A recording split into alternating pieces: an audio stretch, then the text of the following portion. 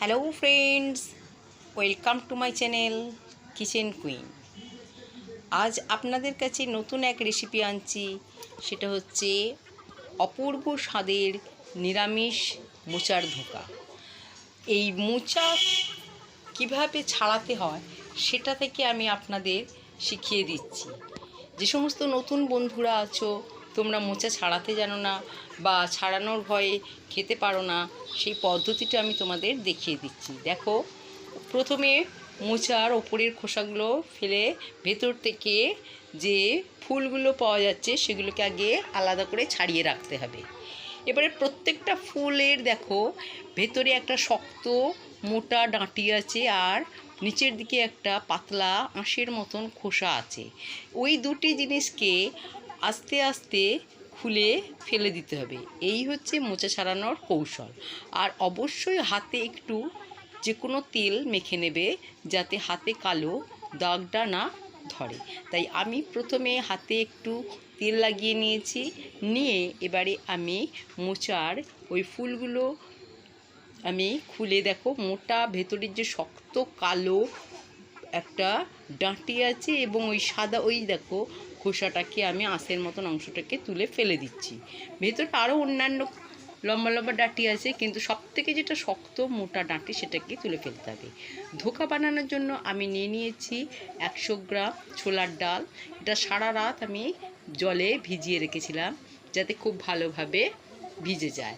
আর আমার মোচা ছাড়ানো হয়ে গেছে। এইবারে মোচা ওই ছাড়ানোগুলোকে নিয়ে আমি সুন্দর করে কুচি করব। দেখো, আমি একটা মশলা করব।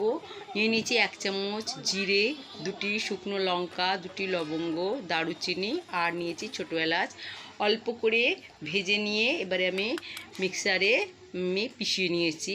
এবারে ছোলাটাকেও আমি ভেজানো ছোলাটাকেও আমি কি করছি, জল ঝরিয়ে দিয়ে আমি মিক্সিং গ্রাইন্ডারে আমি মিক্স করে নিচ্ছি, পেস্ট করে নিচ্ছি। এতে আমি একটু সামান্য জল দিচ্ছি, দিয়ে যাতে খুব স্মুথ একটা মিক্সচার হয় সেটাই আমি এখন বানাচ্ছি। দেখো, কিছুটা জল দিয়ে দিলাম, দিয়ে এবারে আমি এটাকে মিক্সিং গ্রাইন্ডিংয়ে মিক্স করে নিচ্ছি, পেস্ট করে নিচ্ছি। কুচি করে রাখা মোচাতে 2 গ্লাস জল ঢেলেছি, 1/2 চামচ করে হলুদ গুঁড়ো আর 1/2 চামচ লবণ মিশিয়ে এটাকে আমি এখন বয়েল করতে দিচ্ছি, অর্থাৎ সিদ্ধ করতে দিচ্ছি। দেখো, আমি ইন্ডাকশানে বসিয়েছি। আমার এদিকে ডালটাও আমার পেস্ট করা হয়ে গেছে। দেখো, মোচাও খুব সুন্দর করে সিদ্ধ হচ্ছে, প্রায় 5 মিনিট মতো সিদ্ধ করে নেব। এবারে আমি জল ঝরিয়ে নিয়েছি মোচাটাকে, আর আমার ওই ডালের পেস্টটাকে আমি অন্য একটি পাত্রে ঢেলে নিলাম। এবারে জল ঝরানো সিদ্ধ করে রাখা মোচার কুচিগুলো ওর মধ্যে দিয়ে দিলাম একটি বোলের মধ্যে। এবারে আমি এর মধ্যে একে একে মশলা দেব। 1/2 চামচ হলুদ গুঁড়ো, লঙ্কা গুঁড়ো, জিরে গুঁড়ো আর সামান্য লবণ দিয়ে দিলাম এর মধ্যে। দিয়ে খুব ভালো করে আমি এখন এটাকে হাতের সাহায্যে মাখিয়ে নিচ্ছি। মোচা খুবই উপকারী এবং আয়রন সমৃদ্ধ একটা সবজি, তাই এটাকে একভাবে না খেয়ে এটাকে ভিন্ন পদ্ধতি আমরা খেয়ে থাকি। এতে রয়েছে প্রচুর পরিমাণে ফাইবার, আর ছোলার ডাল তাতেও রয়েছে প্রচুর পরিমাণে প্রোটিন, কার্বোহাইড্রেট। তাই এটাকে একটা খুব পুষ্টিকর নিরামিষ রান্নার একটা উপকারী উপাদান হিসাবে বেছে নিয়েছি। দিয়ে দিলাম 1/2 চামচ গরম মশলার গুঁড়ো। এবারে 1/2 চামচ গরম মশলার গুঁড়ো দিয়েও খুব ভালো করে এটাকে হাতের সাহায্যে মাখিয়ে নিচ্ছি। আর আমি যে ভাজা মশলাটা গুঁড়ো করে রেখেছি সেটাও এবার এর মধ্যে আস্তে আস্তে দিয়ে দেব। দেখুন, আমি এখন ধীরে ধীরে সেই ভেজে রাখা গুঁড়ো মশলাটা আমি আস্তে আস্তে মিশিয়ে দিচ্ছি। সম্পূর্ণ মশলাটাই কিন্তু মিশে যাবে, কারণ এতে স্বাদ এবং গন্ধ দুটোই খুব ভালোভাবে যাবে। হাতের সাহায্যে খুব ভালো করে মশলাটা যখন মাখিয়ে নেওয়া হচ্ছে, এইবারে আমি এটা একটা অন্য পদ্ধতিতে আমি আপনাদের সামনে উপস্থাপনা করব। দেখুন, সম্পূর্ণ ভিডিওটা আপনারা দেখবেন। আমি একটি থালাতে কিছুটা তেল নিয়ে নিলাম, নিয়ে এটাকে মাখিয়ে নেব বেশ ভালো করে। এখন গোটা থালাটার মধ্যে মাখিয়ে নিচ্ছি। আর এদিকে অন্য একটি ডেচকিতে আমি জল ফুটতে দিয়েছি। জলটা যখন ফুটে উঠবে এর মুখে আমি থালাটা রাখবো, তেল মাখানো থালাটা। এবারে দেখো, জলটা ফুটতে আরম্ভ করেছে। তেল মাখানো থালাটার মধ্যে আমি মোচার মিশ্রণটা, ডাল ও মোচার যে মিশ্রণটা, সেটা আমি হাতের সাহায্যে খুব ভালো করে থালার মধ্যে ঢেলে দিলাম এবং সুন্দর করে সমানভাবে আমি দিলাম। এটা আমি বরফি আকারে কেটে নেব বেশ কিছুক্ষণ পরে। সম্পূর্ণ পদ্ধতিটা তোমরা লক্ষ্য করে দেখো কিভাবে আমি এই মোচার ধোকাটা করছি। মোচার ধোকাটা নিরামিষ হলে কি হবে, এটা মাছ মাংসকেও হার মানিয়ে দেবে। আমি এটা ঢাকা দিয়ে দিলাম, 10 মিনিট ভাপে এটা সিদ্ধ হবে। দেখো 10 মিনিট পর আমার ধোকা একদম শক্ত হয়ে জমে গেছে ডালের সঙ্গে। এবারে নিচে দেখো জলটা ফুটছে, আমি খুন্তির সাহায্যে ওপর থেকে চৌকো আকারে কেটে নিচ্ছি প্রত্যেকটা পিস। দেখো খুব সুন্দর করে কাটাও হয়ে গেল, বুঝতেই পারছো বেশ শক্ত হয়ে গেছে। এবারে প্রত্যেকটা পিস আমি খুন্তির সাহায্যে বা তোমরা পারলে ছুরির সাহায্যে একে একে তুলে নেবে। দেখো খুব সুন্দর একদম শক্ত হয়ে জমে গেছে। এবারে আমার ওই মোচার চৌকো করে রাখা ধোকার পিসগুলো নিয়ে নিয়েছি। এবারে আমি যে ডালনাটা করব তার জন্য নিয়েছি একটি লাল টমেটো, 2টি সবুজ কাঁচা লঙ্কা, একটা শুকনো লঙ্কা, 2টি লবঙ্গ, ছোটো এলাচ, তেজপাতা, আর নিয়েছি গরম মশলা, 2টো দারুচিনি, লবঙ্গ, ছোটো এলাচ, জিরে, আর নিয়েছি আদা বাটা এবং রসুন বাটা। আর ওই লাল টমেটোটাকে আমি একটু গরম জলে ভাপিয়ে নিয়ে পেস্ট করে নেব। কড়াইতে সাদা তেল গরম করে দিয়েছি, বেশ ডুবো তেলে ভাজার জন্য ধোকার টুকরোগুলো ওর মধ্যে দিয়ে দিচ্ছি। বেশ অনেকটাই তেল নিয়েছি। এবারে ডুবো তেলে লাল লাল করে আমি ধোকাগুলোকে একে একে ভেজে তুলব। আশা করি এই রেসিপিটি সকলের ভালো লাগবে। আমার বন্ধুরা, আপনারা কার কেমন লাগছে অবশ্যই আমাকে লাইক, শেয়ার ও কমেন্ট করতে ভুলবেন না কিন্তু। আর অবশ্যই নতুন বন্ধুরা, তোমরা অবশ্যই আমার এই রেসিপি কেমন লাগলো জানাবে এবং লাইক, শেয়ার, কমেন্ট করবে এবং অবশ্যই সাবস্ক্রাইব করতে ভুলবে না কিন্তু। আর নিত্য নতুন রেসিপির নোটিফিকেশান পাওয়ার জন্য আমার বেল আইকনটা প্রেস করে দেবে, তাহলে আমার নতুন নতুন রান্নার ভিডিও তোমরা আগে পেয়ে যাবে। আমার দেখো ধোকাগুলো খুব সুন্দর করে ভাজা হয়ে যাচ্ছে, লাল হয়ে গেছে, কিন্তু খুব কমই তেল টানছে। প্রথমে ভাবছিলাম যে খুব বেশি তেল লাগবে, মোটেও না। খুব সুন্দর করে মোচাগুলো আমার ভাজা হয়ে যাচ্ছে।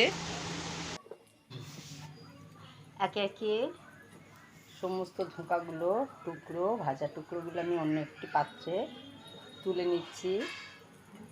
এই ধোকার ভাজাগুলো খেতে খুব সুস্বাদু হয় জানেন। যদি এটা চায়ের সঙ্গে আপনারা খান খুবই ভালো লাগবে। তো আমরা দু একটা টেস্টও করেছি। আমার ভাজা হয়ে গেল, বাকিগুলো আবারও আমি ওই একই পদ্ধতিতে ডুবো তেলের মধ্যে আমি ভেজে নিচ্ছি। ভাপিয়ে নেওয়ার ফলে ধোকাগুলো খুব শক্ত হয়ে যায়, তাতে ভাঙবার কোনো ভয় থাকে না। এবারে আমি বাকি তেলের মধ্যে একটি লাল লঙ্কা, 2-3টি তেজপাতা, 2টো দারুচিনি ছাল আর 2টো ছোটো এলাচ আমি ফাটিয়ে দিচ্ছি। এবারে এর মধ্যে দিয়ে দেব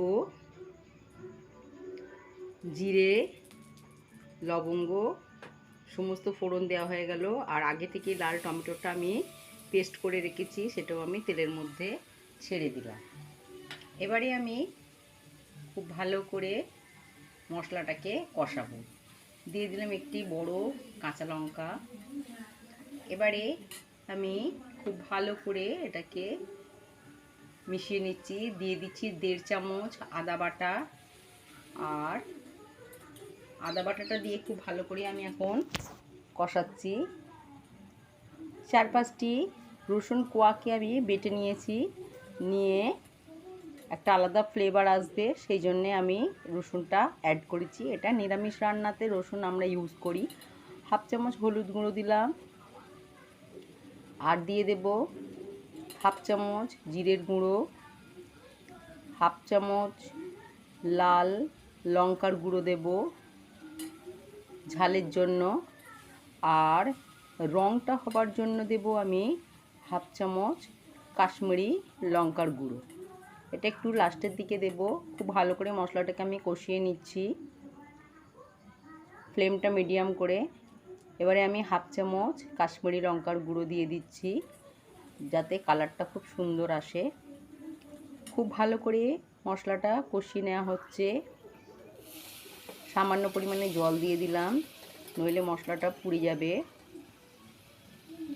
দিয়ে দিলাম হাফ চামচ মতন গরম মশলার গুঁড়ো, সানরাইজের গরম মশলার গুঁড়ো, যাতে আলাদা একটা ফ্লেভার আসে।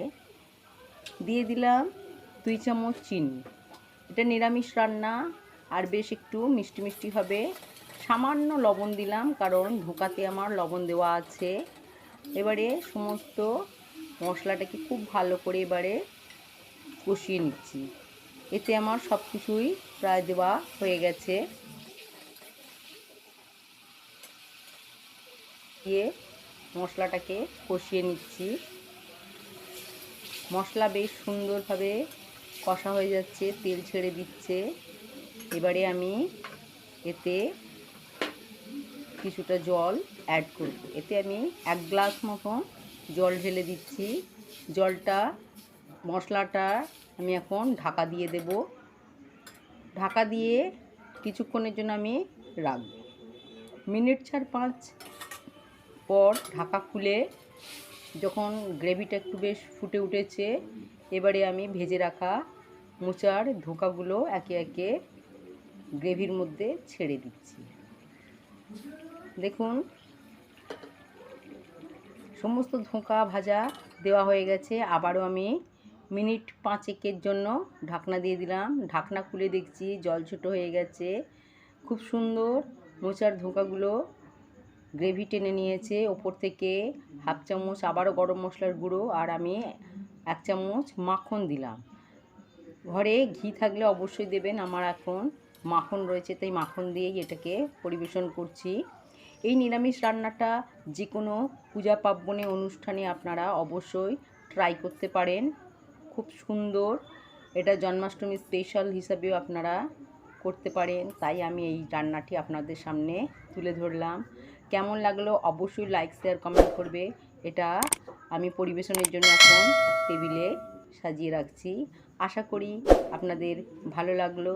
চলি বন্ধু, আবার নতুন কোনো রেসিপি নিয়ে দেখা হবে। ধন্যবাদ, টাটা।